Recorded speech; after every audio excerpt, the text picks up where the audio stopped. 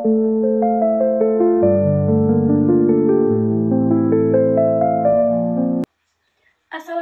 warahmatullahi wabarakatuh. Hello everyone, introduce myself. My name is Siti Nabila Hasna. I am from the Elementary School Teacher Education Program at the Faculty of Teacher Training and Education, Muhammadiyah Tasikmalaya University. In this video, I will explain English learning in elementary school about the staging classroom management plan.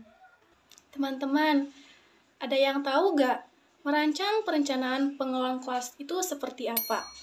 Simak baik-baik ya. Lalu, kapan, bagaimana, dan dengan siapa kita merencanakannya? Tentunya dengan peserta didik. Kita dapat membagi perencanaan pengelolaan kelas dalam 3 tahapan. Yang pertama, long-term planning, yaitu perencanaan jangka panjang. Yang kedua, short-term planning, yaitu perencanaan jangka pendek. Dan yang terakhir, perencanaan secara individual. The first, long-term planning. Long-term planning can be done before or the beginning of the school year and can be done before meeting with students, in addition, discuss with other teachers using the same book about goals, methods, and assessment. Next, talk to parents about what we discussed. If you have the same students as the very first school year, ask them what topic they are interested. Perencanaan jangka panjang ini dapat dilakukan sebelum atau di awal tahun ajaran dan dapat melakukannya sebelum bertemu dengan murid-murid. Selain itu juga, berdiskusilah dengan guru-guru lain dengan menggunakan buku yang sama mengenai tujuan, metode, dan penilaiannya. Lalu, bicarakan dengan orang tua murid tentang apa yang kita bahas nantinya. Jika kita melakukan atau memiliki murid yang sama dengan tahun ajaran sebelumnya, tanyakan kepada mereka topik apa yang mereka minati. If you are using a textbook, look at the table of contents and teacher quiz. If not using a textbook, clearly define what will be covered this semester and how much time will be needed for each topic, subject, matter. If you are teaching in a new environment, you should check where everything is and what is available in the school, such as objects used in other subjects can also be used in English lesson. Lalu, jika kita menggunakan buku teks, lihatlah daftar isi dan panduan guru. Jika tidak menggunakan buku teks, tentukan secara jelas apa yang akan dibahas pada semester ini dan berapa lama waktu yang diperlukan untuk setiap topik, bahan pelajarannya. Jika kita mengajar di lingkungan yang baru, kita harus memeriksa di mana segala sesuatu berada dan apa saja yang ada di sekolah. Seperti benda-benda yang digunakan dalam mata pelajaran lain juga dapat digunakan dalam pelajaran bahasa Inggris. Then the second is short-term planning. Once the long-term planning is done, then the short-term planning is much easier.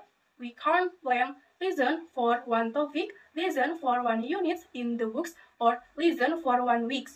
If using textbooks, the work at this stage is already done. Most textbooks are written by experienced teacher and the lesson are well thought out. Jangka panjang selesai, maka perencanaan jangka pendek jauh lebih mudah. Kita dapat merencanakan pelajaran untuk satu topik, pelajaran untuk satu unit dalam buku, atau pelajaran untuk 1 minggunya. Jika menggunakan buku teks, pengajaran pada tahap ini sudah selesai. Sebagian besar buku teks ditulis oleh guru-guru yang berpengalaman dan pelajaran yang telah dipikirkan dengan matang. Look at the text that are in a unit in the book or that have been collected. Note if there is anything that we need to make or that the students need to make. Decide on the language we are going to teach. Make sure we know how the language items you read, and we should look them up in the grammar books just in case. Then decide how we are going to teach the unit, the lesson, and find activities that fit the topics. Lalu, lihatlah teks-teks yang ada dalam satu unit dalam buku atau yang telah dikumpulkan. Catatlah jika ada sesuatu yang harus kita buat atau yang harus dibuat oleh siswanya.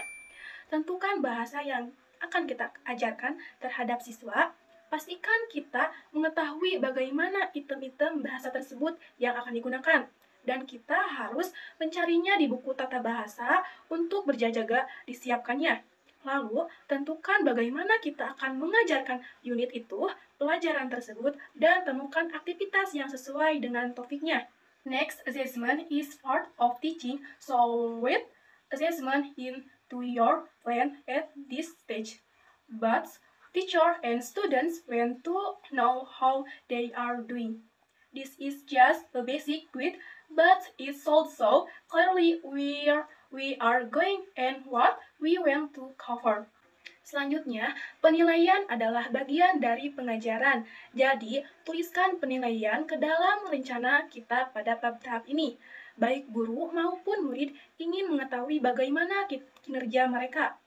Nah, jangan sampai perencanaan jangka pendek kita ini terlalu mendetail, karena ini hanya sebuah panduan dasar, namun harus menunjukkan dengan jelas kemana arah yang akan kita tuju dan apa yang ingin kita bahas nantinya.